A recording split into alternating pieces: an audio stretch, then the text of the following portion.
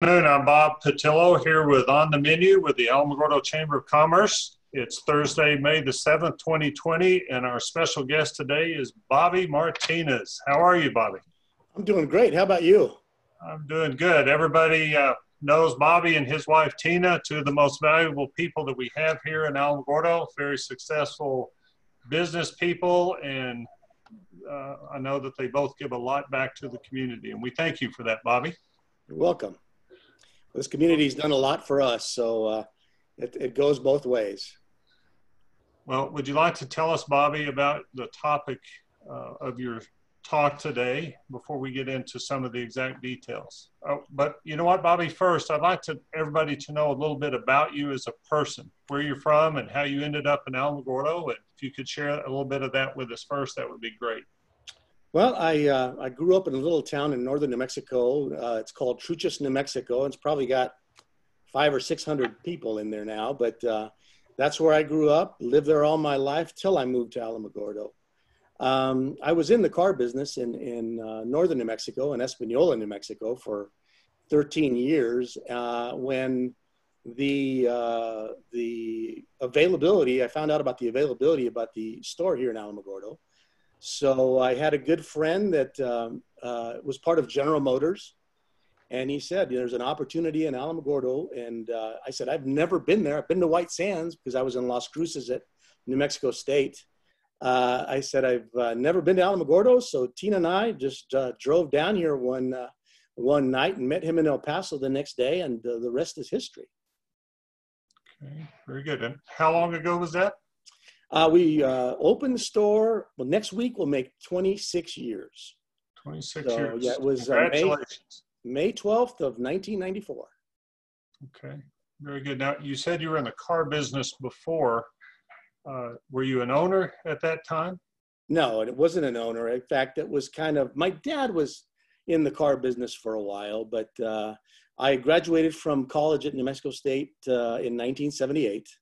And, I worked in the banking business for a little bit, and the insurance business for a little bit, but it wasn't quite what I was looking for. So one of my friends worked for the GM dealer in Espanola, and he asked me one day to go pick him up while he was delivering a car to Los Alamos, New Mexico.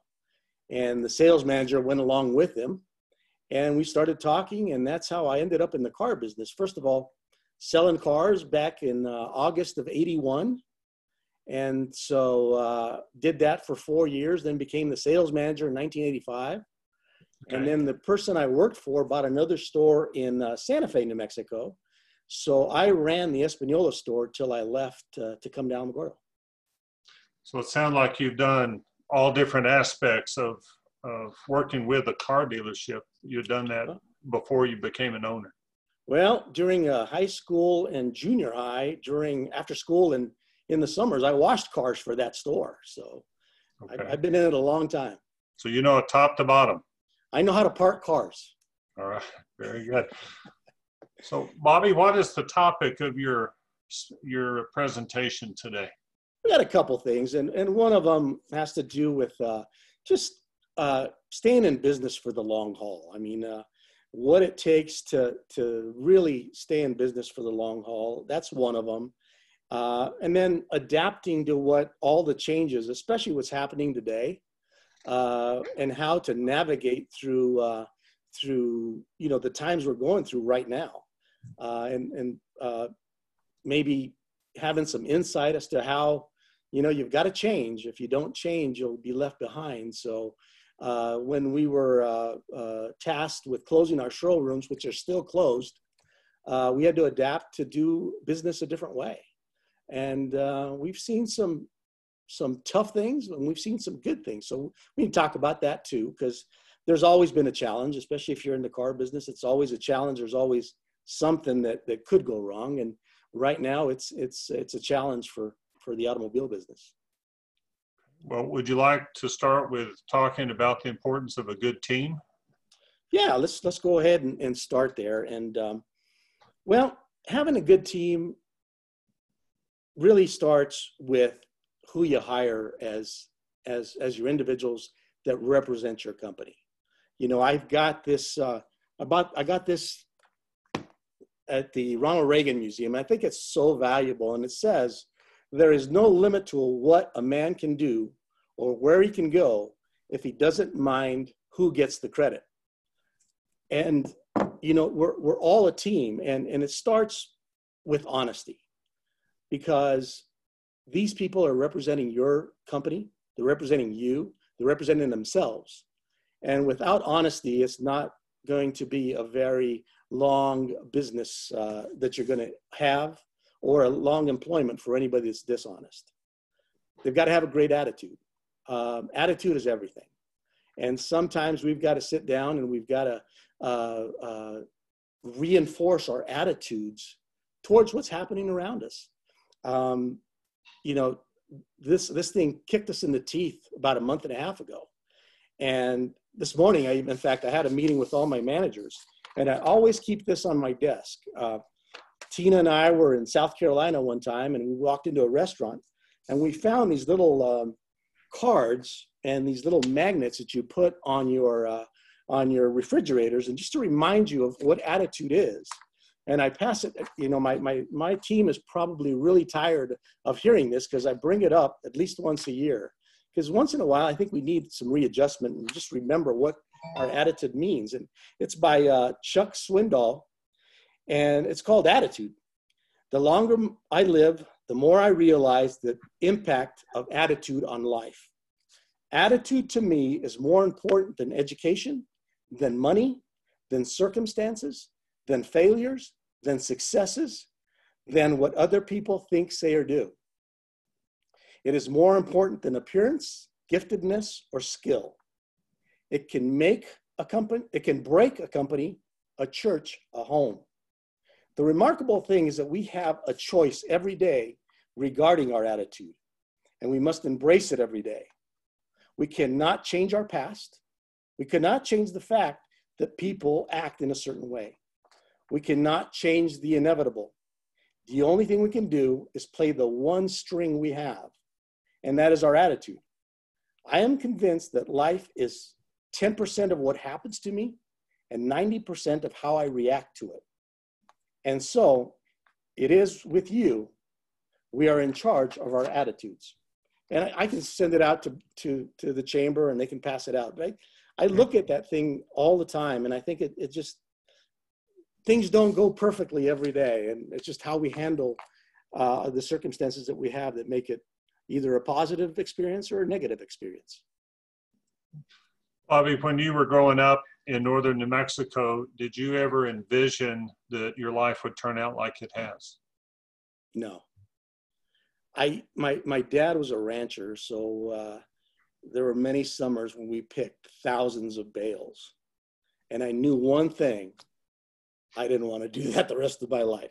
So I knew I had to go to school. My mom was a school teacher, and so she really pounded education into us.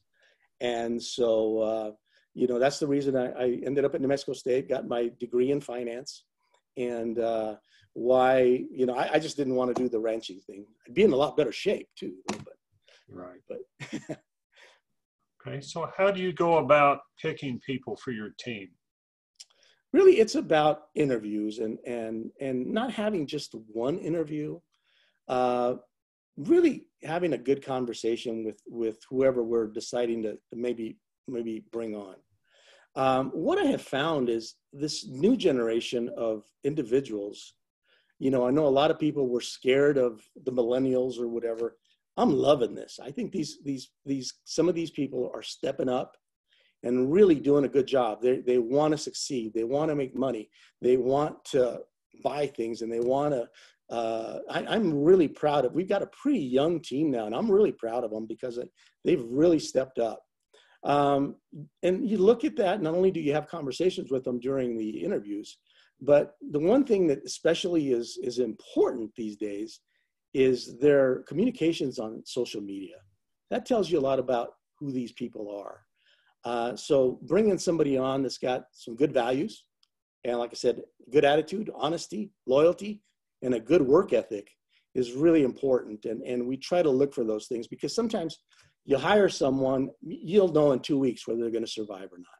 But trying to eliminate having to go through the process, because you really want them for the long haul. And I've been really fortunate that I've had 7 individuals that have been with me since day one.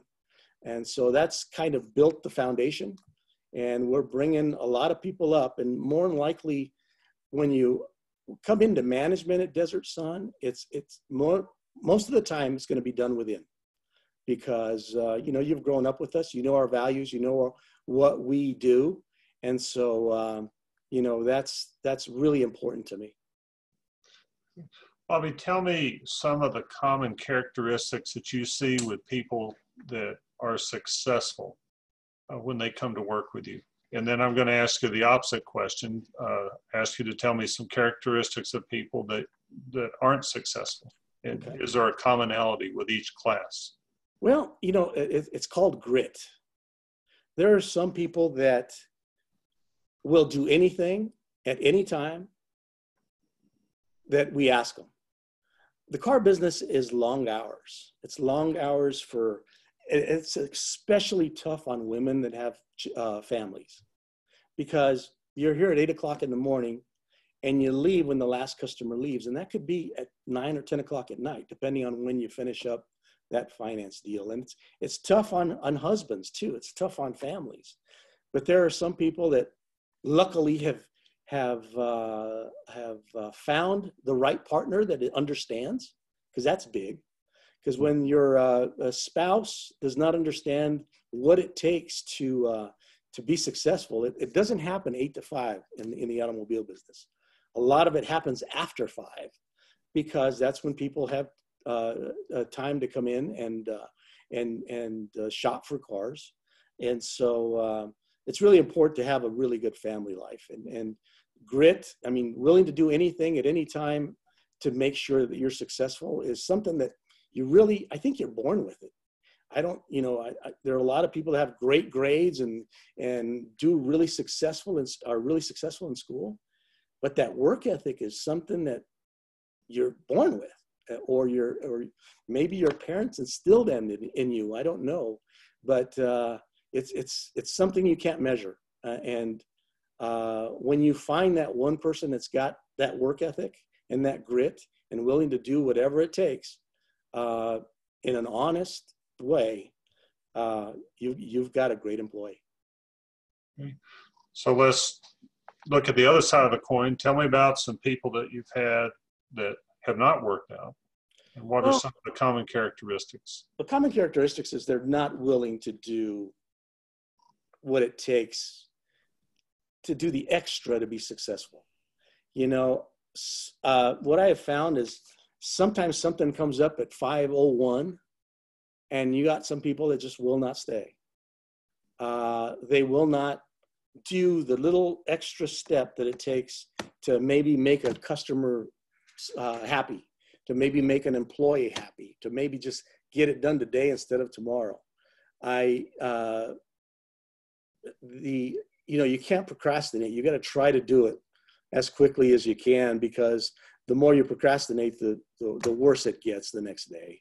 Also, it's got to be a cohesive team. People that are not willing to work with each other, people that are not willing to help each other, usually don't end up succeeding or being here very long. Okay. So tell me a few things that you see in an interview, something that people might say that would make you want to hire them or not hire them. Well, having basic, being able to communicate, because the car business is having to communicate with people every day. There's tons of people walk in here to do their car service or buy a new car, but they've got to be able to communicate. And that's one thing that is important to me. The other thing is they've got to dress for success. They can't come in here and look like they just woke up and want to be in front of somebody and want to do business with someone when you're not dressed for success. I know when I first got here, I made everybody wear a tie, And I realized that it's Alamogordo, New Mexico. It gets pretty darn hot. So we got rid of those quickly. But I think you need to really be presentable. In the 26 years that you've been in your business, what changes have you seen in people in general as far as work ethic? Well, you had the people that had been in this business a long time when I first got here, that there's a lot of them that worked really, really hard.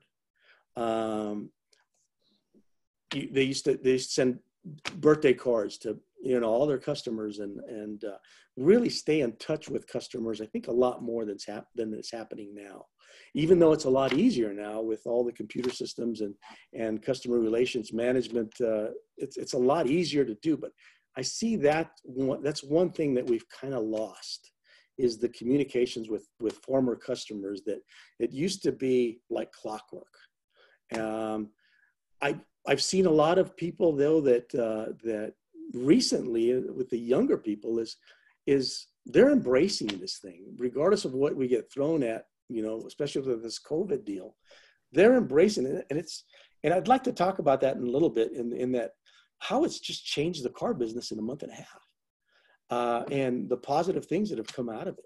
Now, some people have embraced it, some people don't, and I think we find that most of the time it's the case whether it was 26 years ago or no. Some people will embrace change, some people don't. I have read that in business, relationships are important. Would you care to comment on that? Give us your thoughts.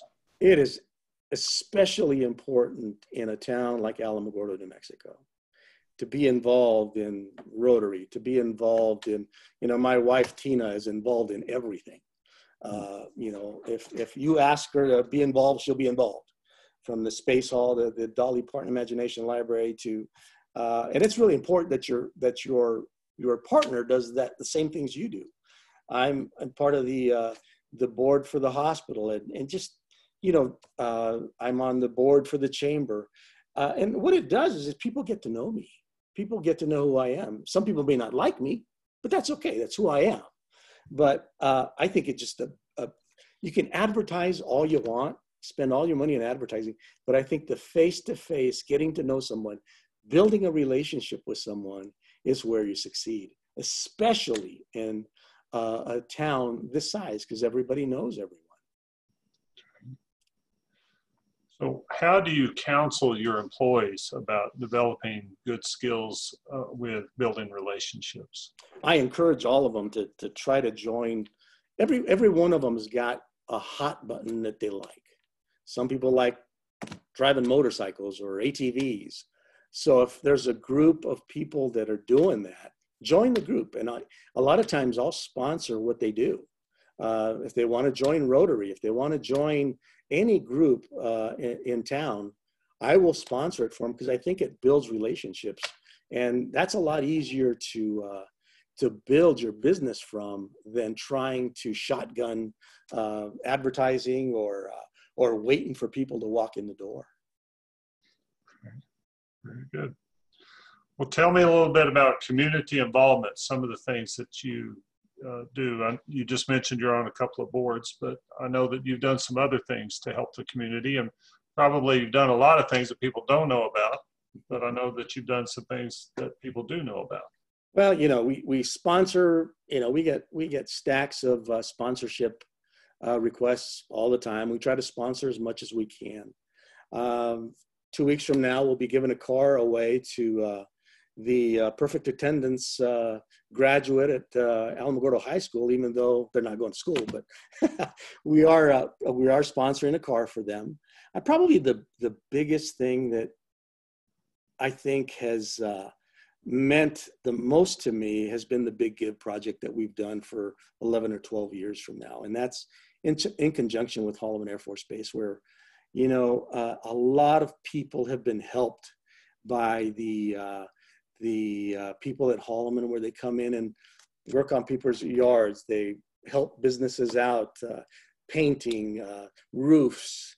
People that are in need are really helped by this. And all we did was, 12 years ago, Brandon Burling and Amanda Gallagher came to me with this idea based on Oprah's show, The Big Give. And so we were able to talk to the base, put it together.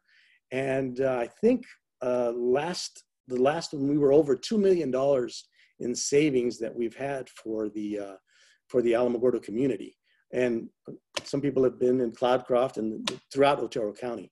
And all we do is sponsor the gifts for this. We put up $5,000 the first year. We put up $10,000 the second year. And what we found is most of the time, about 80% of the time, the people that win the contest, win the $10,000, end up giving it back to the individual or the group that they helped out to try to finish up projects that the schools or any nonprofit has not been able to do because of lack of funds. Do you know of any other car dealerships that are doing a similar program? I do not. This is the only one. I know that Clovis asked us about it, but I think they're trying to put it together. I don't think they have yet. Okay. What is it about that program that you enjoy the most? I think it's bringing the community at Holloman, the community of Alamogordo together in a way that is a positive thing.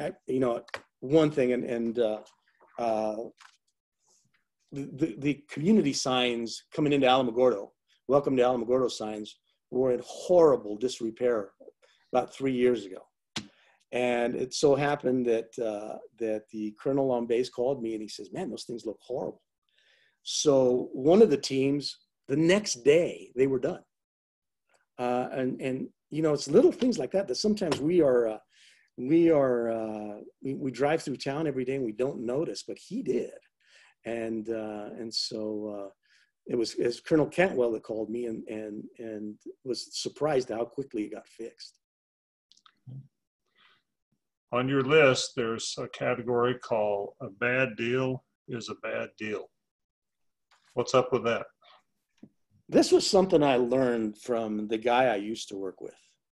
And, in the car business or any business, I guess, you can be in the construction business, you can be in the home business, and you can do something that maybe makes you a lot of money today, but it wasn't the right way to do it. You were dishonest, you were overcharging, you were doing something that is not ethical. And you may have made that money, when you sold that car, when you sold that service, when you sold that house, when you sold whatever it was. But it always comes back to bite you. So I think, what I learned is that, if you're honest, if you're fair, people will come back. You may not have the best deal, but if you're fair with people, they know that. And I think when he said that is all these lawsuits that happen when people do unethical things. And so he came up with it, and I always remembered that. He says, a bad deal is always a bad deal. Just remember that. Do you think it's hard to win customers back if they've been treated badly? It's almost impossible. It's almost impossible to do so. We live in a community where we've got to keep as many as we can. You can't be successful by satisfying everybody 100% of the time. That'll lead to failure. But, you've got to just do the right thing. If you do the right thing, people will continue to come back. Mistakes will be made, but you can fix those mistakes. And as long as there's communication between that individual and yourself or your team, and your team has the ability to either talk to you if they can't make the decision, or if they can make the decision on their own. It happens often because we're selling cars. There's 20,000 parts on these things and things go wrong. But the quicker the process to fix the issue is done, the happier the customer is, and the greater chance that they'll come back. If you could start your career over, if you were buying your first dealership tomorrow, what would you do differently knowing what you know now?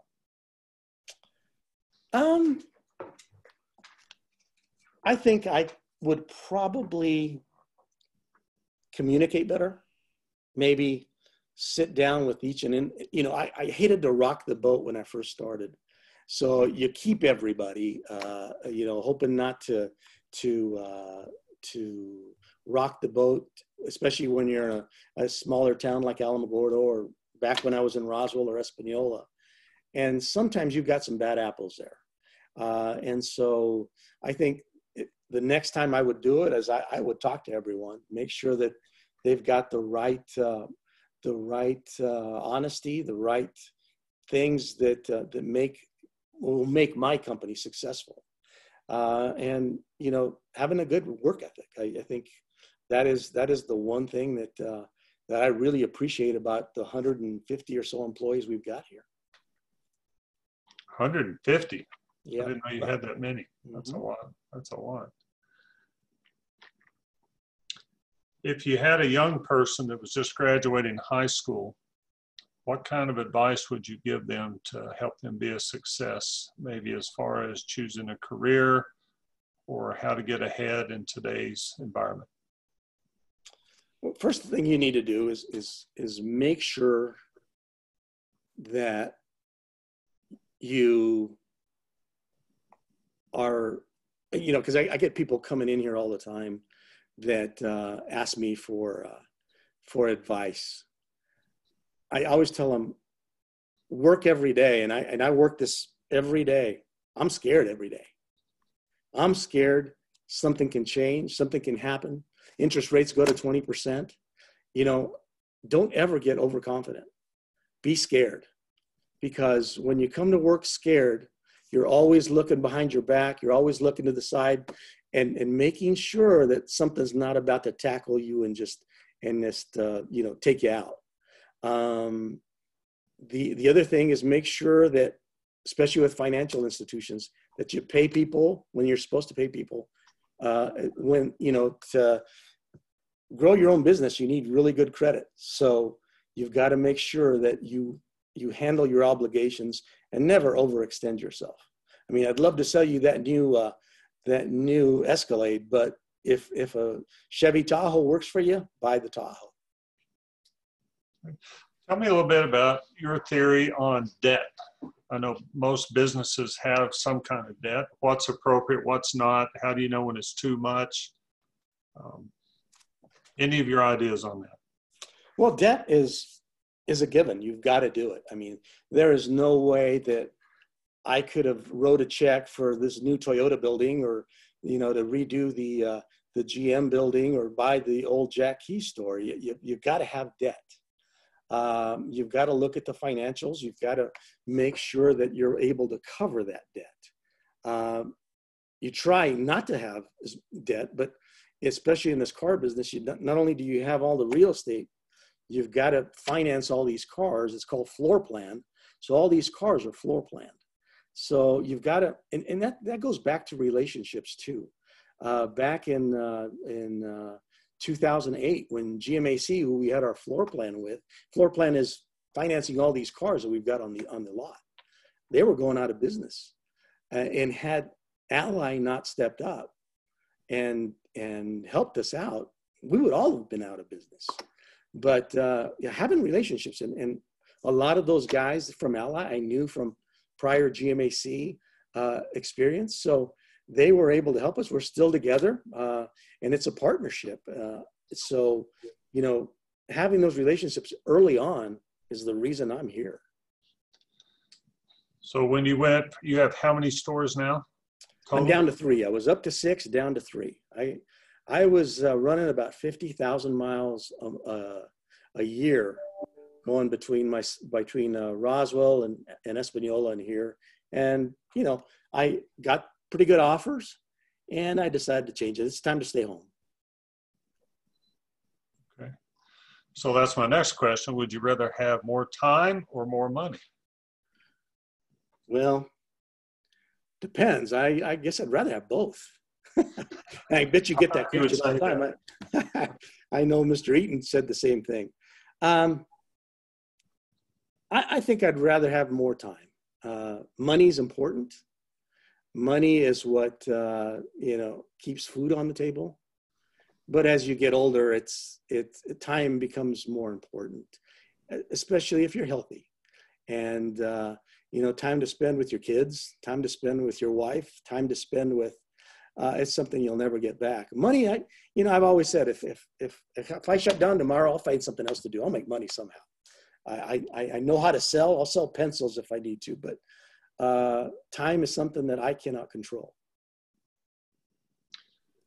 In business, how important do you think confidence is?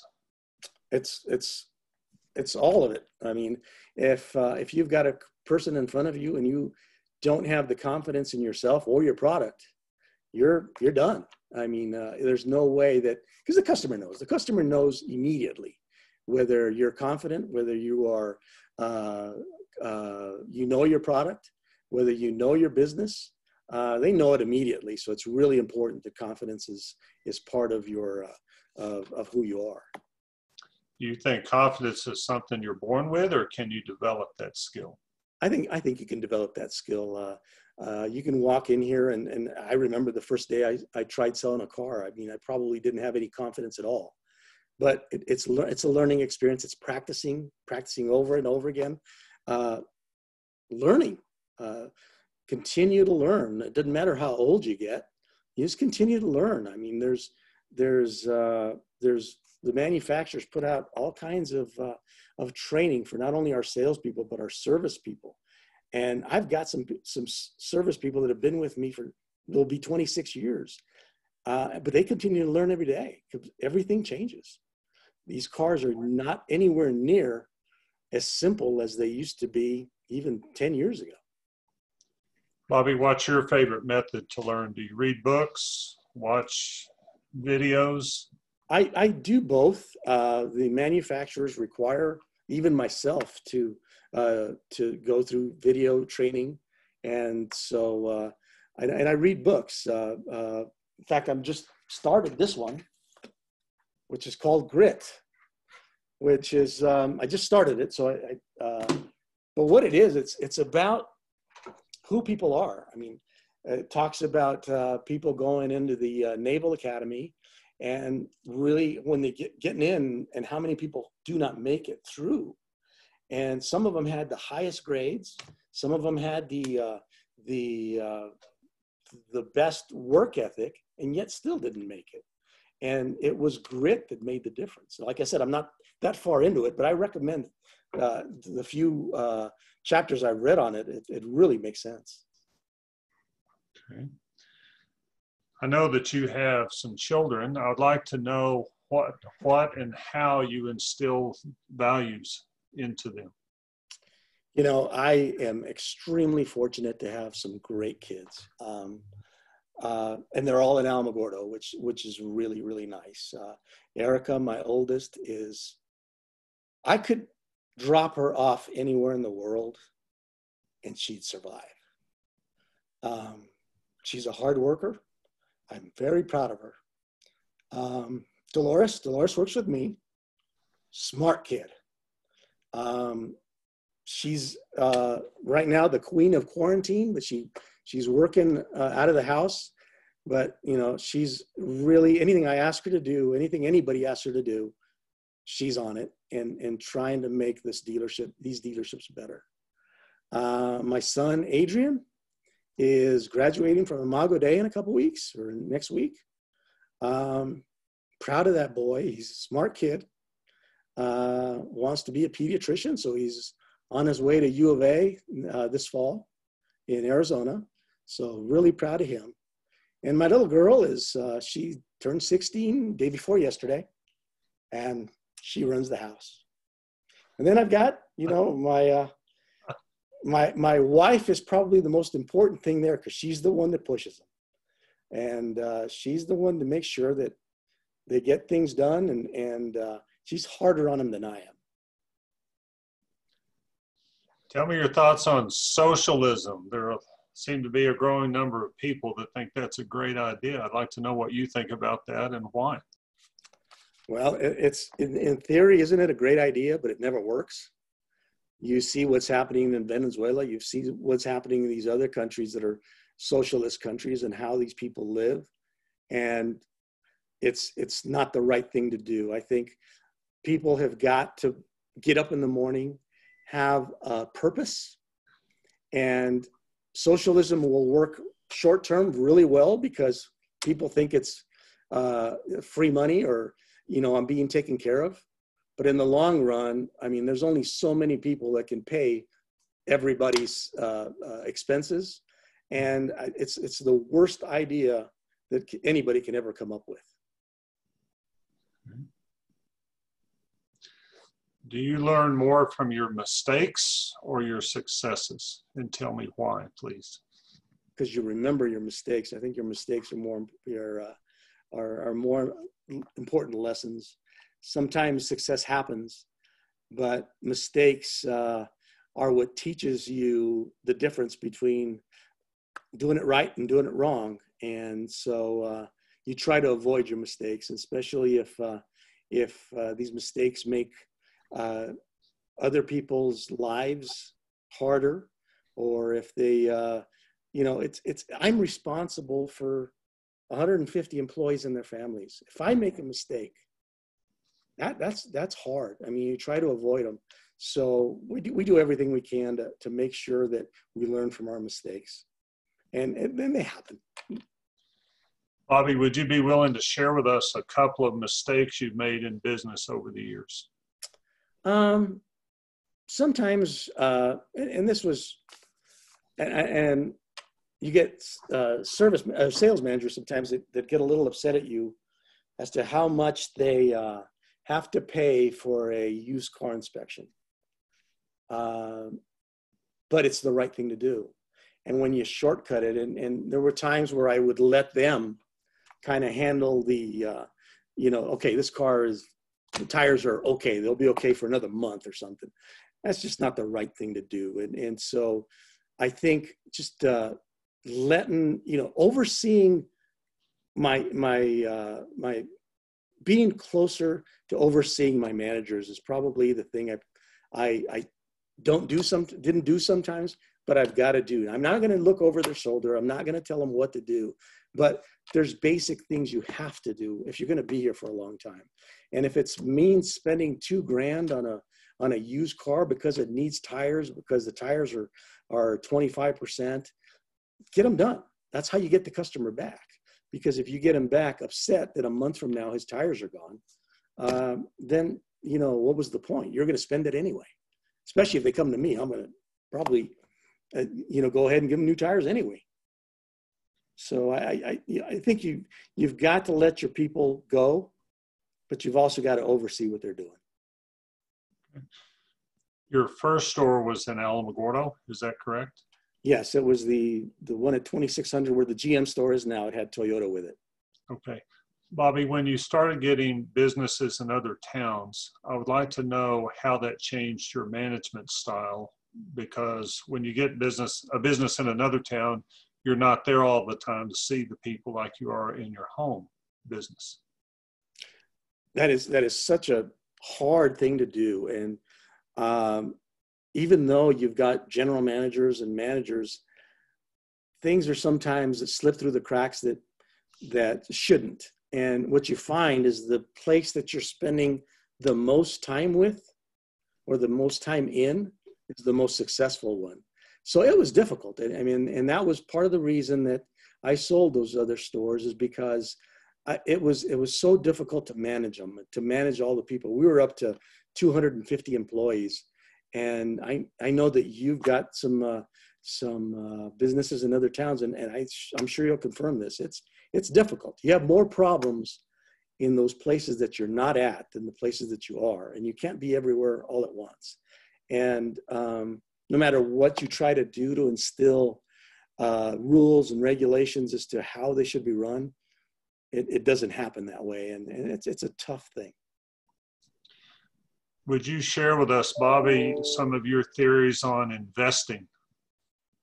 Well, it's a difficult thing to do right now, and maybe I should be doing a better job of it right now. I'm an awfully conservative guy, and so investing.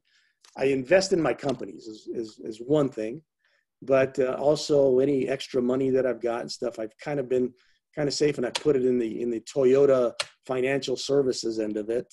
Plus, I do some stock market stuff, but I've got to get better at that. Okay. So do you find that it's easier to make money or to invest money? I think it's easier to make money and try to figure out. It's harder to figure out how to invest it because you could lose it. Right. Would you share with me your thoughts on the importance of having a good attorney and an accountant? Well, my accountant, we only does the car industry.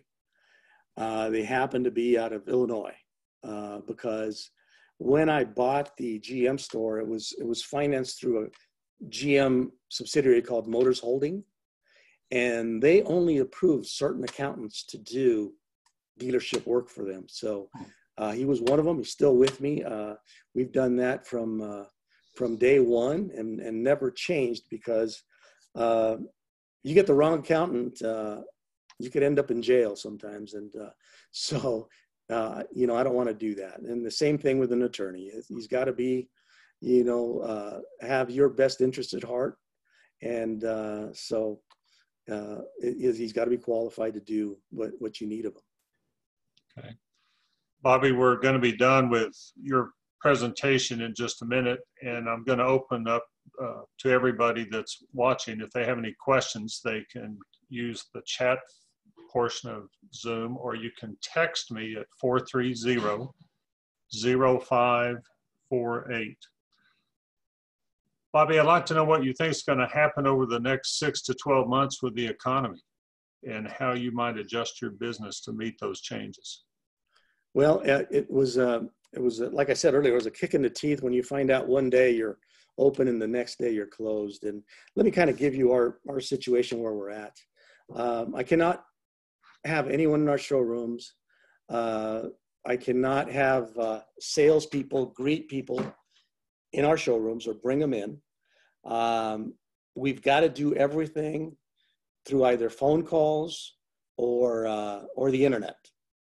The first 2 weeks were tough. I mean, I was not sure whether this was going to work, whether I was going to have to let go most of my staff. But it took us 2 weeks to learn that maybe this is a new way of doing business. What we've changed is instead of salespeople maybe being the first line of communication with a customer, we're doing it through the phone and through our internet to where the manager is for getting the customer first, working the deal, and then passing it on to the salesperson. It's working really well. We had some people that drove in from, I believe it was Clovis last week, that said this was the easiest experience they've ever had buying a car. But I think getting the people that are experienced, instead of running back and forth sometimes to get a price or whatever, these sales managers are doing it right up front. We're getting them financed right up front and taking the customer, the car to the customer at their home. And I'm really starting to believe we're not quite at the numbers we were before, but we're getting close. And I think it's been a positive thing to really embrace maybe something that we hadn't even thought about. We've been doing it for so long the other way that it's working really well. Now, there are some people that have embraced it and run with it. Some people that have made more money doing it this way than they ever did doing it the old way. I'm talking about salespeople. But there are some that haven't. And if they don't, then, if we don't adapt to change, we won't be here. So on an individual basis, I've got some people that have really stepped up and continue to step up, and some that are not willing to embrace it. And we'll have a conversation about that when this is over. The economy, I think, I don't think the governor's going to open New Mexico up this month. I really don't. And I think once some of these restrictions are eased, it'll come back, but not at the rate that it was. I just you've got to play the hand you're dealt, and so I don't think we'll be running as high as we were, but it's going to get better. It really is. Okay. Tell me about the importance of having a relationship with a banker. Well, you're dead without them because you need money, so bankers are really, really a huge part of your business, and having a relationship with them is the most important thing you can have, especially when you're in a smaller town. I've got big franchises, and I've got national banks that help me with the big stuff. But once in a while, there's things you need from your local bank, and they've been great, supporting me and supporting my family and the things that we need to do. Okay. So when your life is over, what would you want your legacy to look like? I'll let other people decide that because I won't be here. But I guess, I think my wife Tina's taught me this is sometimes you need to take the time to talk to someone because everybody's got a story. And to understand why things have happened in their lives, maybe why people are, who they are, and some of the circumstances that they've had to go through. And sometimes I know I don't. She does a really good job of doing this. I mean, it'll take her 3 hours to go through Walmart, and me, it takes me 3 minutes. But you find out some really interesting things about people, and you really understand why things are the way they are with them. I hope in the end that I've helped people.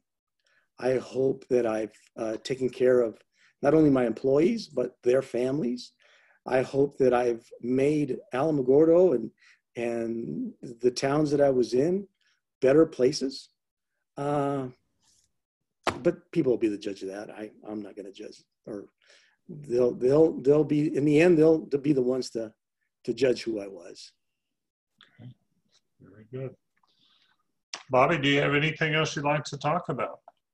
Well, there's a couple of things I need to say, and we need to thank all the health professionals and what they're going through. It's unbelievable, the job they do every day, and they're in the front lines of this invisible enemy that, could take them out too. So, the first responders, the GB and the people at the Chamber of Commerce, man, they've been dealt a hand where, they're supposed to help businesses, and they're all closed, so it's been a tough deal.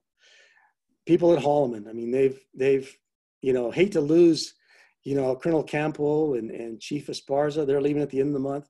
They've been great assets to our community. We just need to thank them. All the grocery workers, the truck drivers, and especially those 2020 graduates that worked 12 years for this and have probably just got to do it over a computer. And that's kind of not fair, but I'm proud of them. And I want to just say that we're thinking of them. Okay. Great. Anything else you'd like to share with us? No, thank you for doing this. I think I hope people get something out of this, and they can call me and ask me. And if sorry about the haircut, because I can't get a haircut. Your dog can, but you can't. But right. Maybe the next time we do it, I'll have a ponytail. Me too. All right. Well, Bobby, thank you so much. I'm so proud of you and your family and all the value that you bring to Alamogordo, and not just the business, but just your interactions with people. And like I said earlier, I know that you and your family do things quietly to help people that a lot of people don't know about. But you've been very, very good at giving back to the community, and we really appreciate it. Thank you, Bob. Appreciate you. All right. Well, thank you all very much. Next Tuesday, we have the Mayor, Richard Boss, will be visiting with us. And on Thursday of next week, we have Michael Shine. We'll be talking about business and maybe some real estate. So we hope you'll join us then. And Bobby, enjoy the rest of your afternoon. Thank you so much. Take care. All right. Goodbye.